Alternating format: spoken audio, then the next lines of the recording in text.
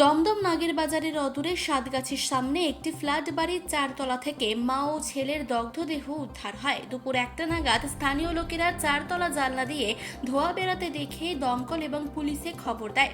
খবর পেয়ে দুটি দমকলের ইঞ্জিন এবং নাগের বাজার থানার পুলিশ আসে।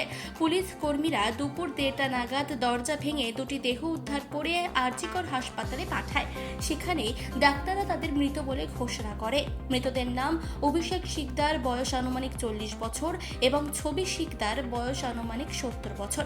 জানা গিয়েছে অভিষেক শিকদার সাম্প্রতিককালে মানসিক ভারসাম্য হারিয়ে ফেলেছিলেন। বৃদ্ধা মাকে নিয়ে তিনি 5 তলা বাড়িতে একাই থাকতেন। প্রতিবেশীরা জানিয়েছেন অভিষেক বাবু একসময় মেধাবী এবং প্রতিষ্ঠিত ব্যক্তি হিসেবে পরিচিত ছিলেন। কিছুদিন আগেই তার বিবাহ বিচ্ছেদ হয়। তারপর থেকেই তিনি মাঝে মধ্যে মেজাজ হারিয়ে চিৎকার চেঁচামেচি করতেন। এদিন দুপুরে হঠাৎই প্রতিবেশীরা 4 তলায় অভিষেক বাবুর ঘর থেকে গলগল করে ধোঁয়া বের হতে দেখেন। তৎক্ষণাৎ তারা পুলিশে খবর দেয়। পুলিশ এসে দরজা ভাঙলে দেখা যায় ঘরের মধ্যে মা ও ছেলে অগ্নিদগ্ধ অবস্থায় পড়ে আছে। ইতিমধ্যেই দমকলের দুটি ইঞ্জিন এসে আগুন নিয়ন্ত্রণে আনে। দেহ দুটি উদ্ধার করে আরজিকর হাসপাতালে নিয়ে গেলে চিকিৎসকেরা তাদের মৃত ঘোষণা করে। He was very educated, like he was economics honors from St. Xavier's University, plus ওনার নামে বই আছে in fact international, like US based something in $40 to $50, and he was also a part of manager, like a good manager in Mumbai, and ওনার বাবাও হচ্ছে এই UCO ব্যাংকের এই পুরো ডিস্ট্রিক্টের ম্যানেজার ছিল। He was a very good guy, but কিছু বলার নেই, এবার যা হয়েছে সে তো এবার ভাগ্যে থাকা। চাকরি করতো? হ্যাঁ, ও ব্যাংকের ছিল ম্যানেজার, আমি বললাম না, মুম্বাইতে করেছে, তারপর এখানেও at some point of time ছিল। মানে ইদানিং আর করেনি?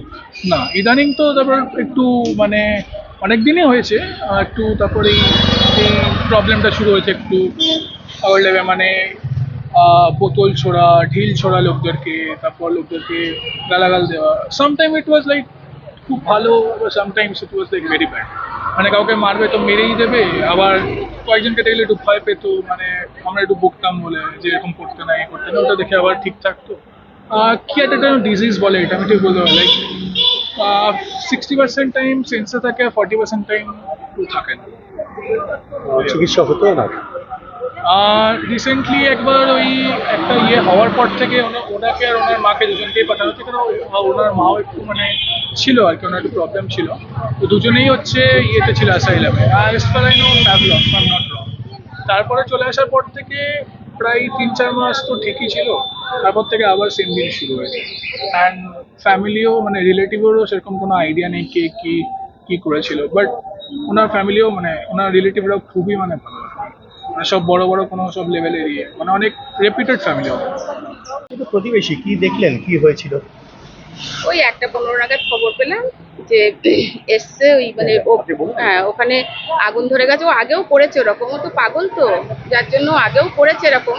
তাতে ভেবেছিলাম বোধহয় এরকম নোংরা টোংরা সবার বাড়ি থেকে নিয়ে টিয়ে গিয়ে ওখানে হয়তো আগুন ধরিয়ে ফেলেছে, কিন্তু এটাতে এত বড় আগুন ধরেছে সেটা বুঝতে পারিনি। তারপরে এসে দেখলাম যে হ্যাঁ, সব দিক থেকে ধোঁয়া বেরোচ্ছে। তখন তাড়াতাড়ি ফায়ারে খবর দেওয়া হলো, পুলিশকে জানানো হলো, থানায় গিয়ে।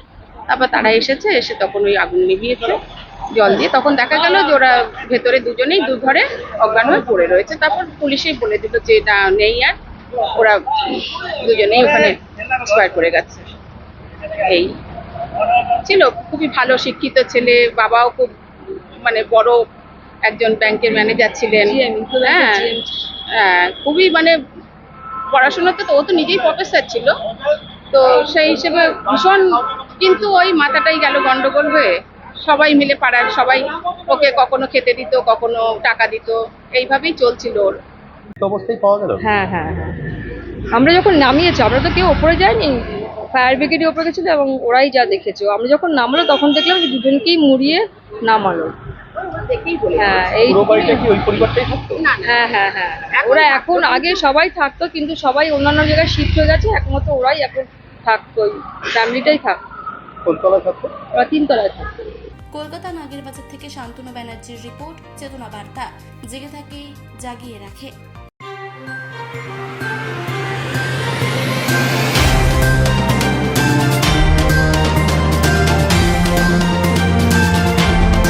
চেতনা বার্তা, জেগে থাকে, জাগিয়ে রাখে।